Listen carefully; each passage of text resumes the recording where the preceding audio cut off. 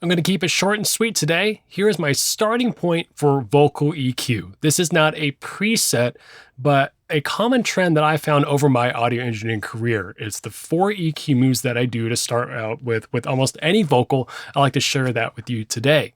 If you're having a hard time with EQ or simply want to learn another paradigm, I've got my 9 EQ pivot points. It's my gift to you. I love to leave that with you. You can get it at the link below or at producedbymkc.com/audio toolkit.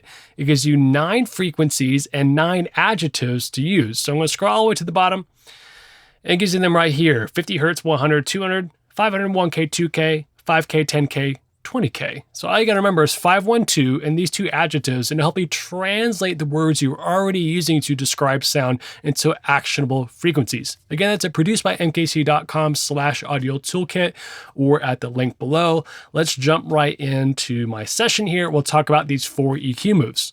All right, here we are. Nothing crazy or fancy here. I got these 4 moves. I'm in Reaper here because it really doesn't matter what console you're on. I just want to show you. So here's what we got going on. First is a high pass filter.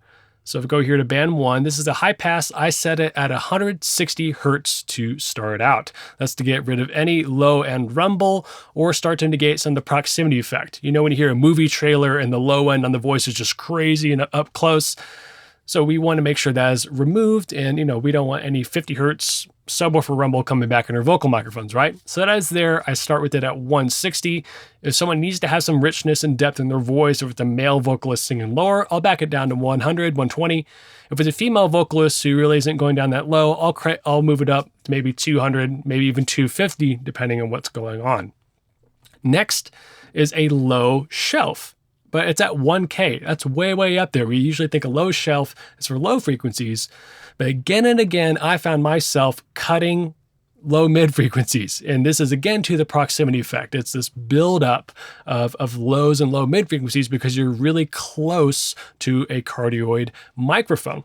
Or hypercardioid or supercardioid, it all gets built up when you get closer to it in the low end. So this is not good for having clear vocals. Everything sounds muffled. And if you're in a big reverberant room, maybe you don't have the best PA, you want it to be clear and intelligible. So I go ahead and cut that mud out from the source, and that's with a low shelf. So everything below 1K, I start bringing down 3 dB. And if it still feel like that, someone's just eating the microphone, that's the same as someone's ear being right next to someone's mouth. When's the last time you listened to a vocalist 2 inches from their mouth? But that's what a microphone's doing all the time. That sounds very unnatural, sounds too close. So getting rid of some of that low mid gunk in there can help clear it up. And then, so if that's the in, here is the yang on band 4 is a high shelf at 1K. So we're just almost like a tilt EQ is what we got going on. That is lifting up 3 dB to give me some top end clearance. Again, I understand that different mic capsules are going to have flavors. An SC microphone versus a Shure SM58 versus a nice Neumann capsule or a DPA. They all have different tonal flavors. I'm not trying to negate that. This is just a common trend that I see all the time, at least when I'm mixing the most common microphone I use, which is the SM58, which that has a peak at 4K and it does have a roll off below 160 already. But even then I get too much bass and I want some more top end, especially if it's on a cheaper wireless microphone because you lose top end in the transmission. So I got that high pass filter, the low shelf at 1K, a high shelf at 1K to give me more top end. So that's kind of yin and yang, remove mud, give me top end.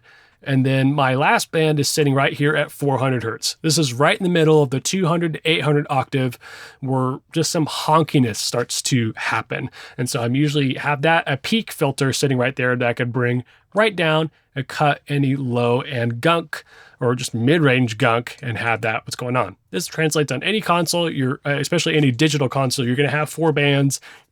You're going to have a low shelf, a high shelf, a peak or band equalizer, or a high pass filter. And you can get results out of this on any show. I'm going to be putting together a full mix later on this summer, and we'll be using this in action. But I just at least wanted to give you this as a starting point for vocals on your next show.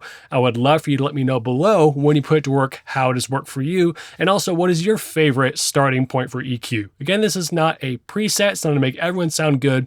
There was a purpose and place for each of these bands. I want more top, less of the proximity effect, roll out the bottom end that I don't need anyway below the throat of the voice, and then a mid band sitting right there in the middle of the mids to cut when I need it if there's too much gunk. My name is Michael Curtis. Thank you so much for watching with me today. Again, you can get the 9 EQ pivot points in my audio toolkit at the link below at producedbymkc.com/audio toolkit. Make sure and use that EQ move in the field, and I will see you next time.